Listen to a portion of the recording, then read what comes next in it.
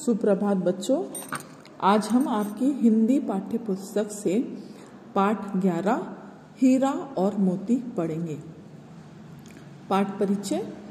प्रस्तुत कहानी के माध्यम से दो बैलों की मनोव्यथा का वर्णन किया गया है। जानवर भी प्यार के भूखे होते हैं, उन्हें भी अपना घर प्यारा होता है। हमें कभी भी जानवरों को सताना नहीं चाहिए।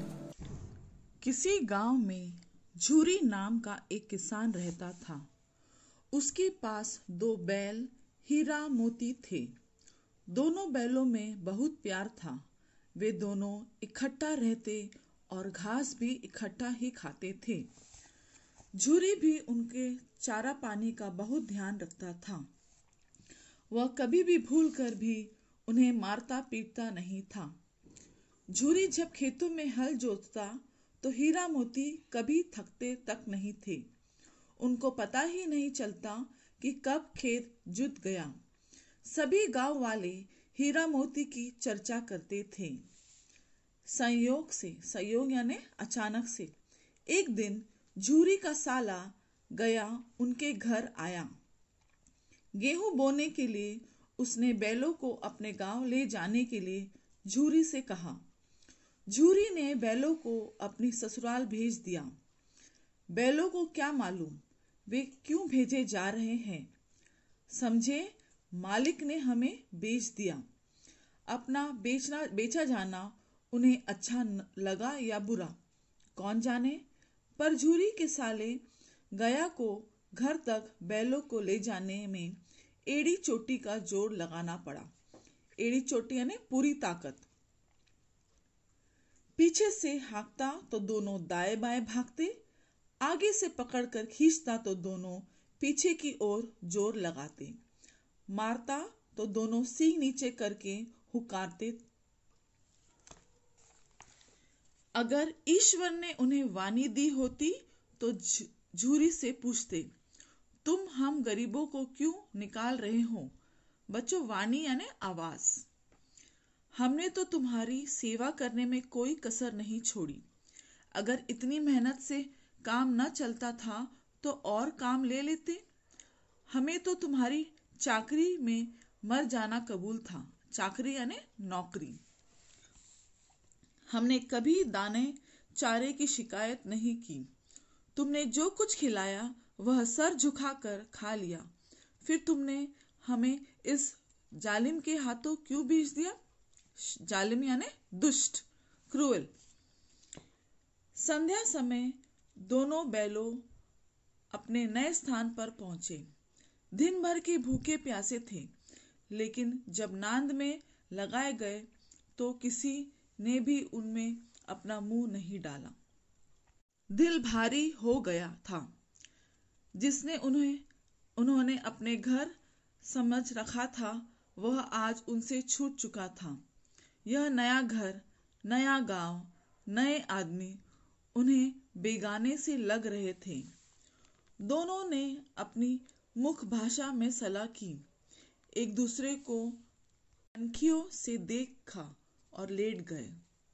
रात को जब गांव में सब सो गए तो दोनों ने जोर मारकर पघे तोड़ डाले और घर की तरफ भाग निकले। पघे यानी जो जानवरों को बांधने के लिए जो रस्सी यूज करते हैं ना बच्चे, उन्हें पघे कहते हैं हिंदी में।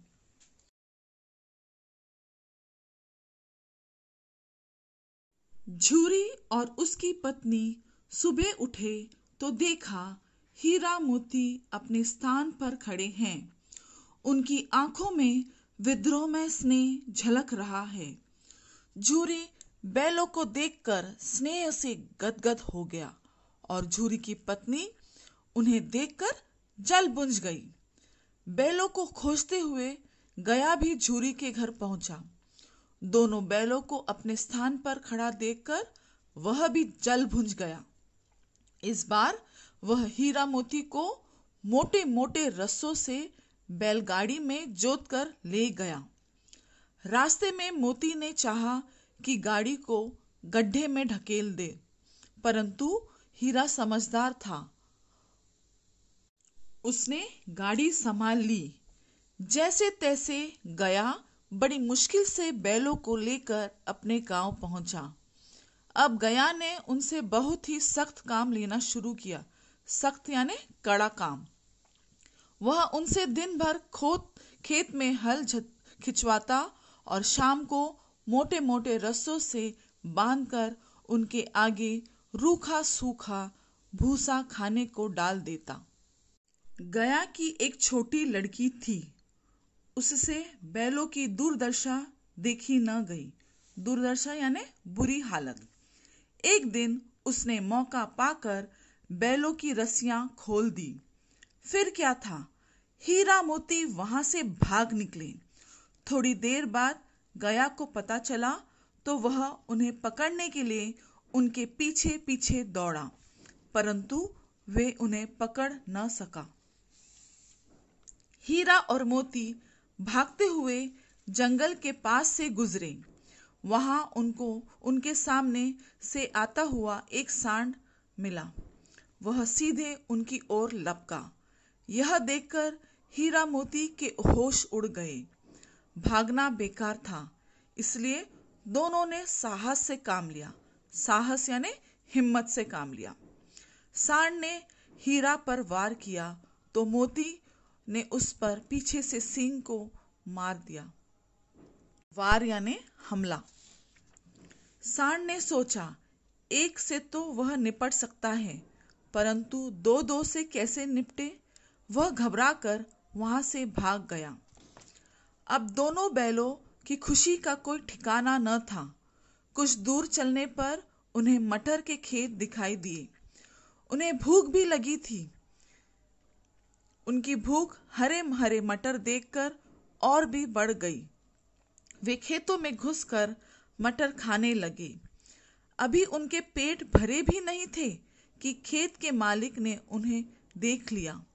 खेतों में चारों ओर बाड़ लगी थी। केवल एक ही रास्ता था जहां से वे अंदर घुसे थे। उसने उन्हें पकड़कर कांजी हाउस में बंद करवा दिया। कांजी हाउस यानी जहां जानवरों को बंद करके रखा जाता है, या जानवरों का बंदी गृह। जब उन्होंने छुड़ाने के लिए कोई नहीं आया तो वे अगले दिन कांजी हाउस वालों ने हीरा मोती को नीलाम कर दिया। नीलाम करना यानी बेच दिया, किसी और को बेच दिया। एक व्यापारी ने उन्हें खरीद लिया।